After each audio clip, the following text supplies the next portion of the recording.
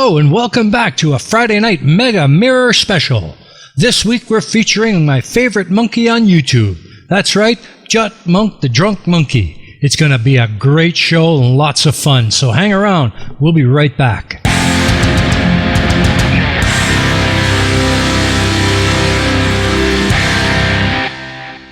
And we're back. For those of you just joining us, today we are speaking with my favorite monkey on YouTube, JutMonk The Drunk Monkey.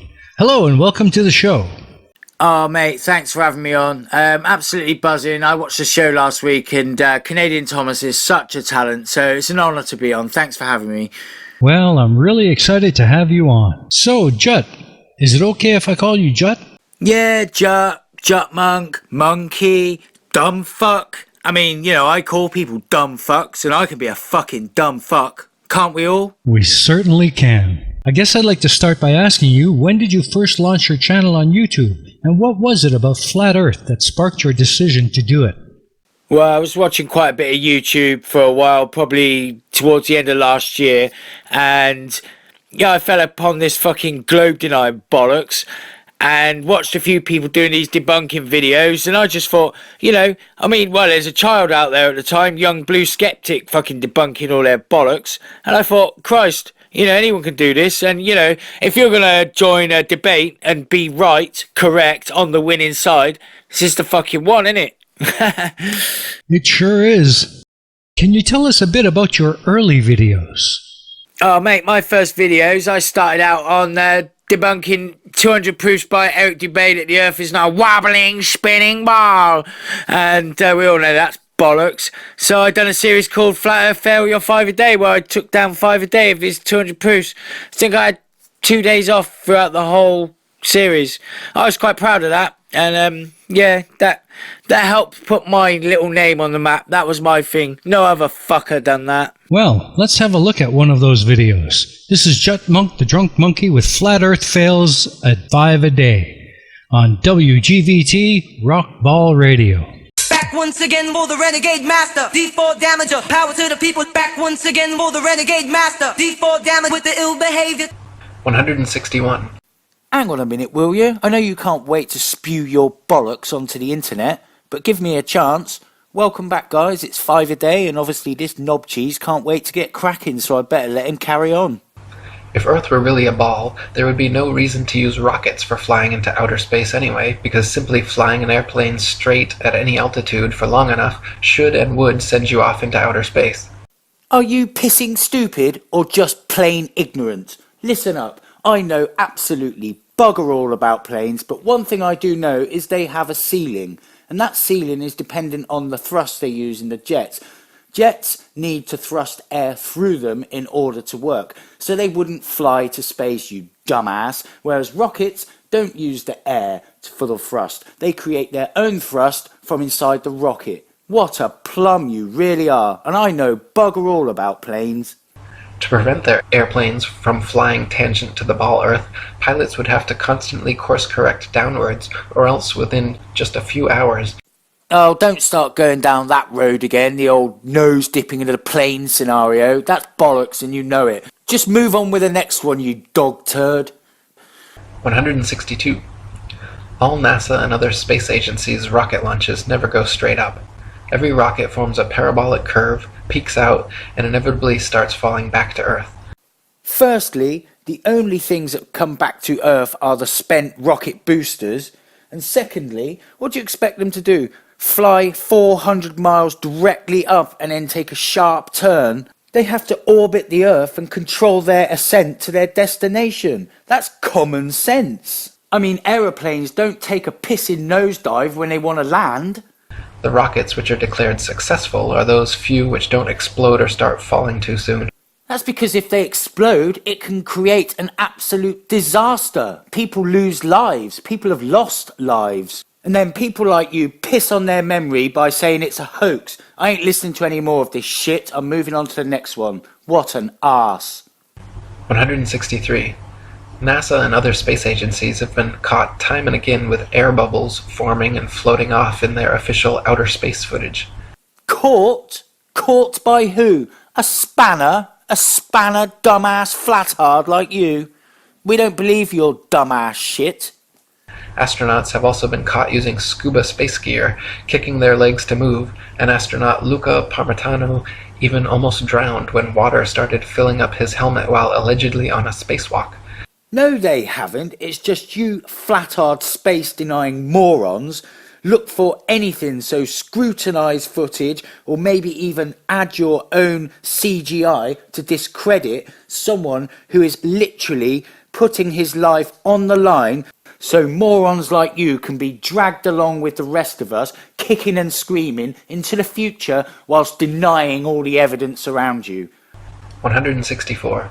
Analysis of many interior videos from the International Space Station have shown the use of camera tricks such as green screens, harnesses, and even wildly permed hair. Firstly, those people on the Vomit Comet don't look like they're trying to act with a green screen behind it. The people on the space station orbiting the Earth, because it is, are used to zero gravity and move around the space station freely, pulling off manoeuvres that would be impossible with harnesses and cables and a green screen.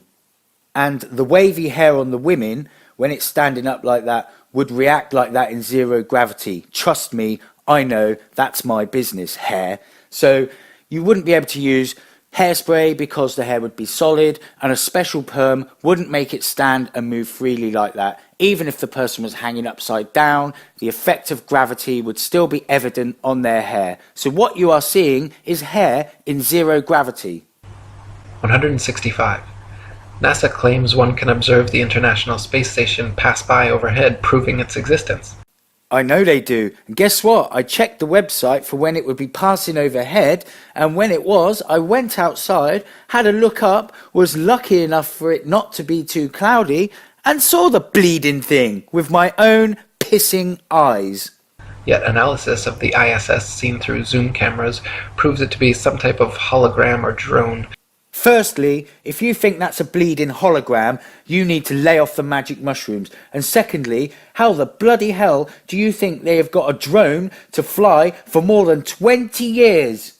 Not a physical floating space base. As you can see in my documentary ISS Hoax. Your documentary, the ISS Hoax? Do you think I'm going to watch any more of your shit after I finish this pile of underwear? Absolutely not. No, I'm done with you today, because all you then go on to say is zooming into the ISS makes it look like it switches on like a television, which convinces me you're definitely on mind-bending drugs now. Right, thanks a lot guys for watching. If you have made it this far, please like, subscribe and share, and I will be back for some more of this nonsense. Take care, on the morrow. Back once again for the Renegade Master, D4 Damager, power to the people. Back once again for the Renegade Master, D4 Damage with the ill behavior. I've noticed you have a particular dislike for Daniel Pratt. What is it about him that cranks you up? No, it's just Danny Pratt's the thing right now, you know. I've done him now, I won't touch him again for a while. He is a twat though, you know, and if I engage in him, he does wind me up, because let's face it, he's a fucking idiot. But I dislike Oakley more. That guy, you know, I'd throw my beer in his face if he said to me the earth was flat, because he'd be lying to me, not truly believing it. The guy's a fraud and an absolute arsewipe. I agree. Nathan Oakley is an absolute dick. A cloning experiment gone horribly wrong. Let's have a look at another example of the one and only JutMonk The Drunk Monkey. To all you dumbass, deluded, paranoid fuckwits who have clearly flushed their brains down the toilet and have to share a zombified brain cell amongst your entire community, well, guess what? I went out and done some filming yesterday. Holy fuck. Can you see the size of that fucking chemtrail? See it? It's massive, isn't it? I mean, look at the size of the fucking sky. It's all over the place, man. Look at that. Fucking everywhere. But look. There it is. See that little chemtrail right there? Right there? Bollocks. How's that gonna... Do you know what, you fucking bunch of fucking morons? See up there as well, look. See that? That's proof of the globe right there. Just them clouds up there. The sun's behind me, you fucking pricks. The sun's fucking behind me. What's the matter with you? And it's lighting up the other side of the clouds. Now, if it was above If it was above the clouds, how the fuck would that happen, you fucking morons? Come on! Let's have a look at that chemtrail.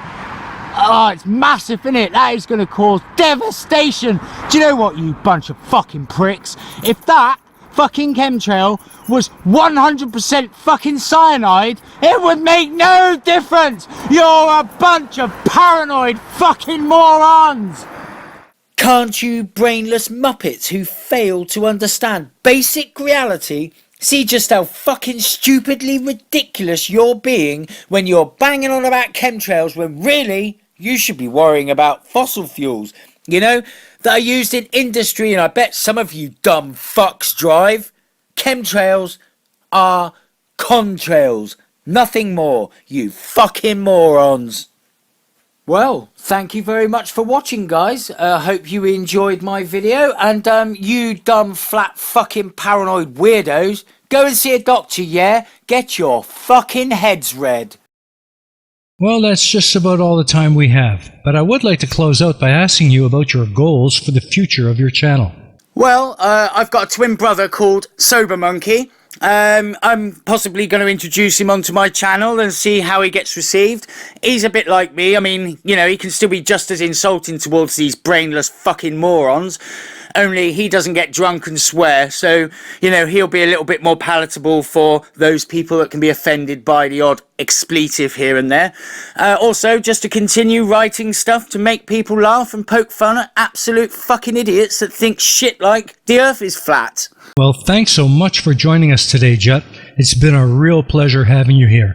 Is there anything else you would like to share with our viewers before we close out?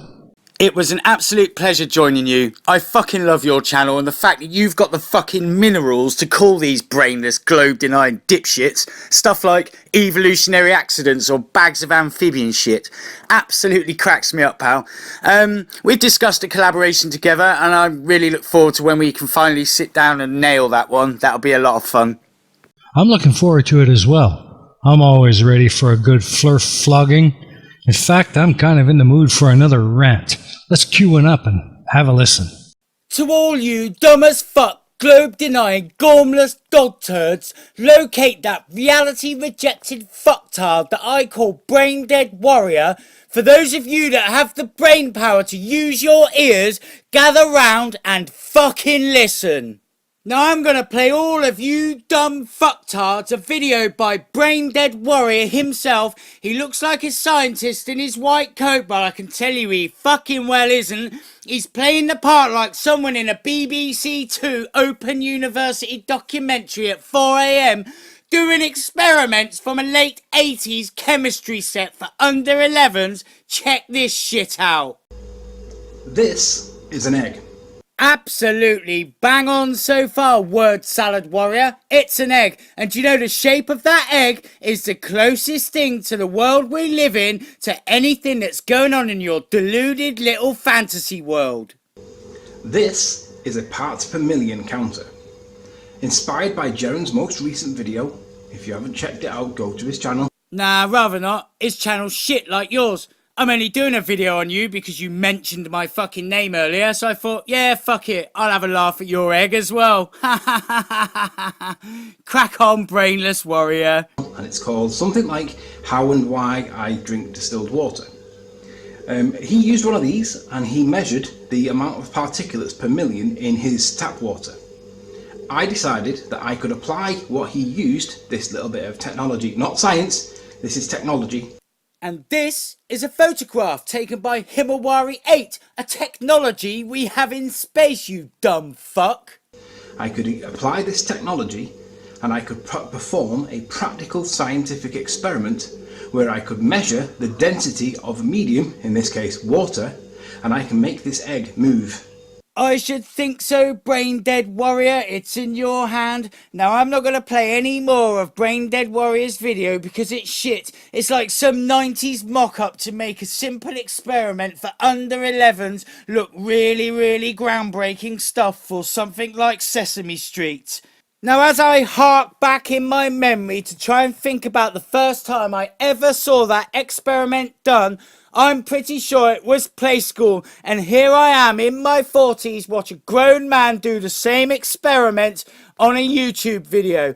Now, as we're at this level, I've got one question for Braindead Warrior. When an egg goes off, it floats in water. Does that mean it's gone off of gravity or fell out of gravity, as say Del from the Mindless Moron says? You know, think about it, yeah? Or, you know, just had a bit of a Barney with gravity, but will they make it up? Let me know in the comments, Braindead Warrior. Anyway, thanks for watching, people. I hope you're listening to me, Braindead Warrior. You know, think about it, yeah? It's not fucking hard. Thanks again for joining us, and we'll be talking again soon. No, thank you very much. Cheers for having me on. I love your channel. It's awesome. Keep doing what you're doing. Keep making us laugh. And, you know, you're not just calling them brainless dipshits. You're a smart man as well. So you're destroying them from every angle. Thanks for having me on once again. And cheers. Bye. Well, that just about wraps it up for today. I hope you enjoyed the show. I know I certainly did. Be sure to tune in again next Friday for another Friday Night Mega Mirror Special on WGVT Rock Ball Radio. Please don't forget to like and subscribe before you head out, and we'll see you again soon. Until the next one, this is Jeff signing off. See ya.